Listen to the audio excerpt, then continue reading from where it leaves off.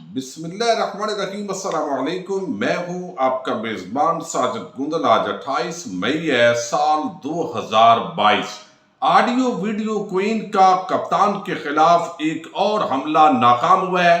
ملک ریاض کی زرداری کو عمران خان کے حق میں کی گئی مبینہ لیک کال ڈرامہ نکلی ہے۔ بڑے عام حقائق ہیں، ان پر بات کریں گے۔ جسٹس قاضی فائد عیسیٰ نے چیف جسٹس عمر عطا بندیال کو ایک خط لکھا ہے کہ آج ججز کے مابین ایک نیا پھڈا تیار ہے۔ اسی سے ہم ویڈیو کا آغاز کریں گے اور امید کروں گا کہ آپ سماعت کرنے کے بعد ہمیشہ کی طرح اپنے قیمتی فیڈ بیک سے ضرور آگاہ کریں گے۔ اس وقت آپ کو علم ہے کہ پاکستانی عوام کا عدالتی نظام پر اعتماد نہیں ہے۔ اگر سروے کروایا جائے تو more than 99% لوگ کہیں گے کہ سال ہر سال سے فیصلے نہیں ہوتے، خاص طور پر جو سول معاملات ہے۔ دادا جی کیس کرتے ہیں، پوتا جی کیسز لڑ رہے ہیں، اس کا نہ کوئی حکومت نے حل پیش کیا ہے، نہ سابقہ حکومت نے، نہ موجودہ حکومت کے پاس کوئی حل موجود ہے، نہ چیف جسٹس صاحبان جو ہے وہ اس پر کوئی موقف دے سکتے ہیں، نہ کوئی قابل فہم حل ہوتا ہے۔ ہر سال لاکھوں کیسز کا مزید اضافہ ہوتا ہے۔ اس وقت تک 22 لاکھ کیسز پاکستان کی عدالتوں کے اندر پینڈنگ ہے، اور سپریم کورٹ، ہائی کورٹ کے اندر بھی بڑی تعداد کے اندر کیسز ہر سال بڑھ رہے ہیں۔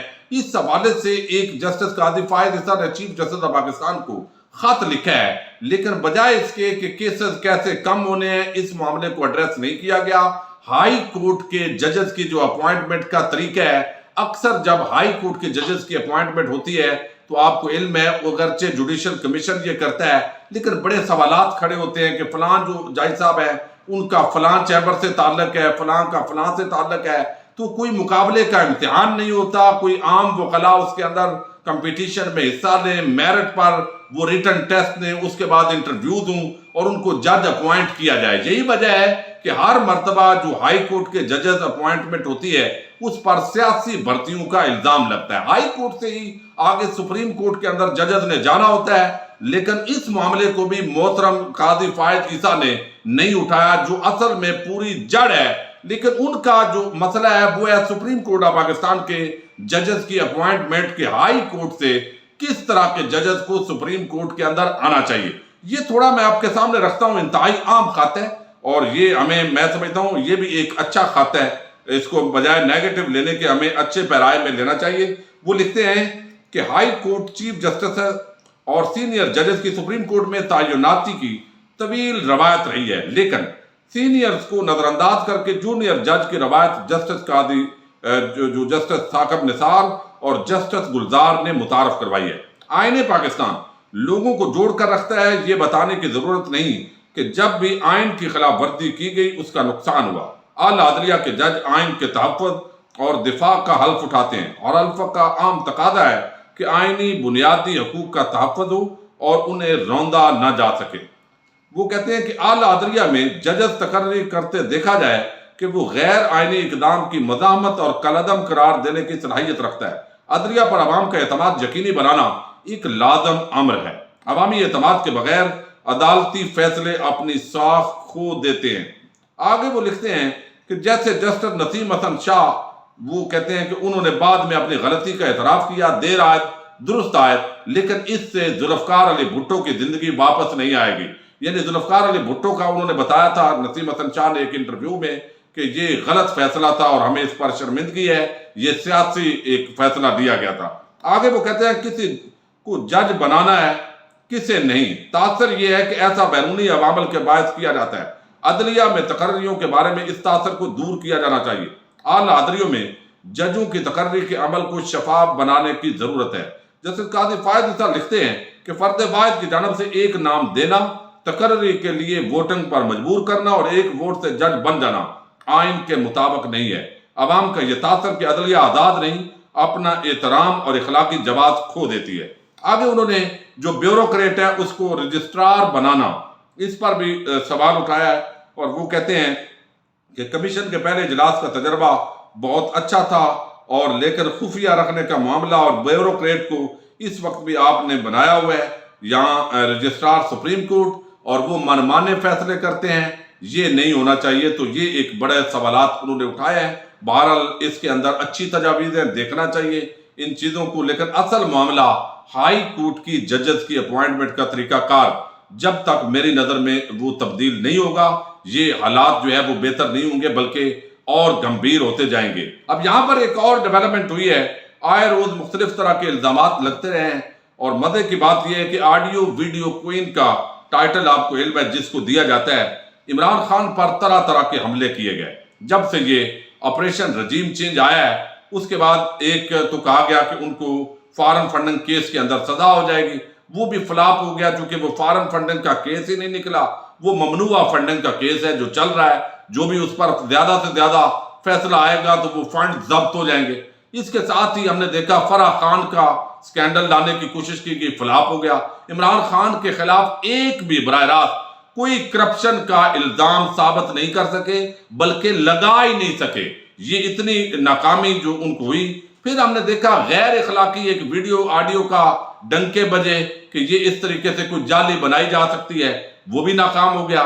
یہ اب ایک ایسا تاثر تھا کہ جب عمران خان اقتدار سے نکل رہے تھے تو ان دنوں کے اندر جناب انہوں نے زرداری صاحب سے رابطہ کیا، آصف زرداری کو کہا کہ آپ میرے ساتھ مل جائیں، آپ کو یہ مراعات ملیں گی، تو آصف زرداری نے کہا جی نہیں۔ اب وہ اس وقت ایک کہانی گھڑی گئی اور اب ایک آڈیو جو ہے وہ لیک ہوئی ہے۔ اس آڈیو کے اندر آپ سن چکے ہیں کہ ملک ریاض وہ بات کر رہا ہے آصف زرداری کے ساتھ، اور یہ جو آڈیو ہے بذات خود پہلی بات تو یہ ہے کہ اگر تو عمران خان اور یہ ملک ریاض کی گفتگو ہوتی تو پھر یہ سوال اٹھتا تھا کہ بھئی یہ اصلی ویڈیو ہے، آڈیو ہے یا جعلی آڈیو ہے۔ چونکہ عمران خان کی اور ملک ریاض کے رابطے کے حوالے سے کوئی بات نہیں ہے تو اس وجہ سے آڈیو کا جعلی ہونا یا اصل ہونا یہ تو معاملہ ہی اور ہے، اگرچہ یہ جعلی اب بتائی جا رہی ہے۔ دوسرا یہ ہے کہ ملک ریاض اگر فرمائشی طور پر، ملک ریاض کن کا بندہ ہے؟ سارا پاکستان جانتا ہے کہ وہ ملک ریاض پھر آصف زرداری کے ساتھ جو اس کا تعلق ہے وہ کوئی ایسا نہیں ہے کہ سارا آصف زرداری اور وہ ڈر رہا ہو کہ سر وہ یہ بات کر رہے ہیں، سر وہ یہ بات کر رہے ہیں۔ وہ ملک ریاض جس نے 25 کنال کے اندر ایک بلاول ہاؤس بنا کر دیا ہوا ہے اور دوسرا بلاول ہاؤس اس نے کراچی میں بنا کر دیا ہوا ہے، اور وہ کتنے اربوں روپے کے معاملات اکٹھے ان کے چل رہے ہیں، اور جس نے سندھ کی زمینیں جو غیر قانونی طور پر تھی وہ حکومت کی زمینیں جو ہے وہ بیچ کر ملک ریاض کے ہاتھوں جس زرداری نے بیچی اور اربوں روپے کمایا، ان کا یہ تعلق تو نہیں ہو سکتا کہ سر اور بندہ جس طرح جونیئر اور سینئر ہوتا ہے اور ڈر رہا ہو تو ان کا ایک بڑا فرینکلی تعلق ہے۔ تو یہ اس وجہ سے بھی ایک ایسا شخص جس کی ملک ریاض کے اندر آواز دکھائی دے رہی ہے۔ اب دوسری بات یہ ہے کہ اگر وہ ملک ریاض بھی ہو تو کوئی اس سے یہ ثابت نہیں ہوتا کہ وہ کس خان کی بات کر رہے ہیں، یعنی عمران خان ہے۔ وہ کہتے ہیں اب یہ جو آڈیو کے الفاظ ہیں یہ اب بڑے قابل توجہ ہیں کہ کیسے کیسے یہ چالیں لوگ چلتے ہیں۔ اب وہ ملک ریاض کال کر رہے ہیں جی آصف زرداری سے مبینہ طور پر آخری دنوں کے اندر، وہ کہتے ہیں کہ اس کے اندر آصف زرداری کہتے ہیں کہ ہیلو، اس پر ملک ریاض کہتے ہیں السلام علیکم سر، سابق صدر جواب میں کہتے ہیں وعلیکم السلام، خیریت۔ اس کے بعد ملک ریاض کہتے ہیں سر بس بتانا تھا، میں نے پہلے بھی آپ کو بتایا تھا باتیں آپ سے کرنی ہیں، آپ نے کہا تھا بات نہیں کریں گے، آپ کو انفارمیشن دینی تھی۔ خان کی طرف سے مجھے بڑے میسجز تھے کہ پیچ اپ کروا دیں آپ کے ساتھ، آج تو اس نے مجھے بہت ہی میسجز کیے ہیں۔ اس کے جواب میں سابق صدر کہتے ہیں اب امپاسبل ہے نا۔ اس کے جواب میں ملک ریاض کہتے ہیں نہیں ٹھیک ہے، بس آپ کے سامنے بات رکھ دوں، یہ میں نے کہا۔ تو اب آصف زرداری کے کھانسنے کی جو ہے وہ آوازیں آ رہی ہیں۔ ایک تو یہ ہے کہ ویسی فیبریکیٹڈ قسم کی وہ ویڈیو آڈیو لگ رہی ہے، دوسرا یہ ہے کہ ملک ریاض جو ہے وہ اس کے ساتھ عمران خان کا کوئی ایسا تعلق بھی نہیں ہے کہ وہ میسجز آ رہے ہیں اور یہ کر دیں۔ اور پھر اس وقت جو سوالات اٹھائے گئے ہیں، اور یہ اس آڈیو پر مزے کی بات یہ ہے کہ ان تمام ٹی وی چینلز ہیں جن میں جیو ہے، جن میں دنیا ہے، جن میں باقی چینلز ہیں، ایک ہی وقت کے اندر لیک کر کے وہ آج چلائی گئی ہے۔ تو یہ ان تمام چینلز نے اور ان چینل سے تعلق رکھنے والے صحافیوں نے اس کو مان لیا ہے ہو بہو کہ بالکل یہ آڈیو ہے اور اس کو بڑا پرموٹ کر رہے ہیں۔ اب یہ وہ صحافی ہیں جن کو ٹوکرا صحافی مریم نواز نے اپنا ایک آڈیو کے اندر کہا جن کو کتا بولا، یعنی اس نے باقاعدہ اس آڈیو کے اندر وہ کتا بولا، اس کو انہوں نے تسلیم نہیں کیا، یعنی وہ کہتے ہیں یا تو وہ بھی مانے۔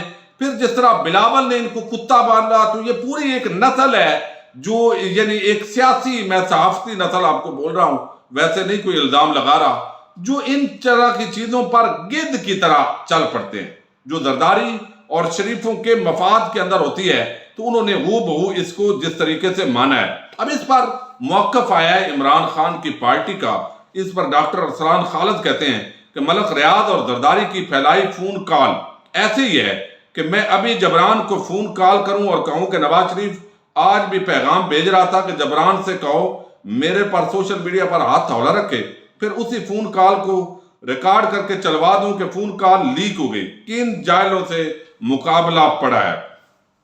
اب اسی طرح ایک بات اور ڈاکٹر شہباز گل، وہ کہتے ہیں کہ ایک کاروباری شخص اور ایک عمران خان کا مخالف سیاستدان آپس میں بات چیت کر رہے ہیں جس میں عمران خان سے منسوب باتیں کی جا رہی ہیں، جن باتوں کا حقیقت سے کوئی لینا دینا نہیں ہے۔ عمران خان کو کسی این آر او کی ضرورت نہیں، بلکہ یہ تمام لوگ خان سے این آر او مانگتے رہے ہیں جو کہ نہ ملا۔ یہ سٹوری جھوٹ ہے، یعنی اگر کال کی بھی ہے یہ مان لیتے ہیں کہ ملک ریاض نے ہی کال کی ہو اور زرداری کی آپس میں بات ہو رہی ہو، تو وہ کہتے ہیں اس کا کوئی لینا دینا نہیں ہے۔ اور ملک ریاض تو ایسا بندہ ہے جن کا وہ بندہ ہے، وہ ابھی بھی کہیں گے کہ جناب اس طرح کی ہمیں آپ کی معاونت کی ضرورت ہے اور یہ آپ کر دیں، تو وہ ہو جائے گا، کیونکہ وہ عمران خان کا تو نہیں، وہ آپ کو علم ہے طاقتور حلقوں کا بندہ ہے۔ اب اسی طرح اطہر کاظمی نے ایک بڑی پیاری بات کی ہے، وہ کہتا ہے جیو سے، آپ کو علم ہے جیو پر ان کے رپورٹ کارڈ میں آتے ہیں، وہ کہتے ہیں جس شخص کو ملنے کے لیے سی آئی اے کا چیف اسلام آباد میں پھرتا رہا لیکن وہ نہیں ملا، جس نے بائیڈن کے ڈیموکریسی سمٹ کے دعوت ٹھکرا دی، امریکہ کو ایبسلوٹلی ناٹ کہا، میں نہیں مان سکتا کہ وہ ملک ریاض کی منتیں کرے گا۔ اور ملک ریاض جس خان کا ذکر کر رہے ہیں وہ شاہ رخ خان ہو سکتا ہے، عمران خان نہیں ہو سکتا۔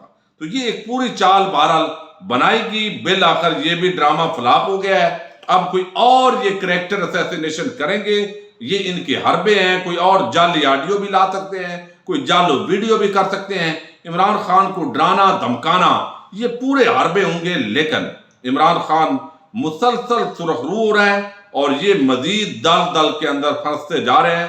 آنے والے دنوں میں کیا ہوتا ہے اس پر بات ہوتی رہے گی۔ اپنے میزبان ساجد گندل کو اجازت دیجیے، اللہ حافظ۔